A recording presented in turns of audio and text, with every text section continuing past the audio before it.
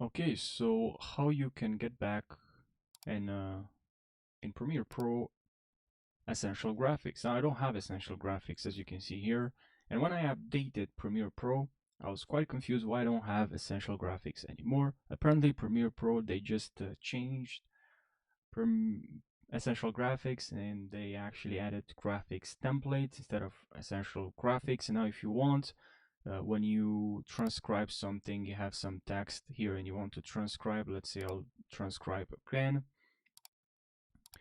you will actually have to go to properties, right? So in this case, I'll have to actually go to properties because they moved this here, okay? But let's say you don't want to do that, you just want to still use Essential Graphics. You're gonna have to install Premiere Pro 2024, and when you install Premiere Pro 2024, you'll actually have Essential Graphics in Premiere Pro 2024.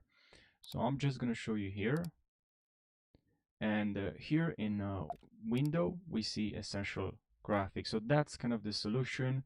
And also in Creative Cloud here, as you can see, if you go to apps, you go to for Premiere Pro, you're gonna click on this and then other versions, and then here you're gonna see other versions you that you can install, which is pretty cool. You can install other versions. I like that part.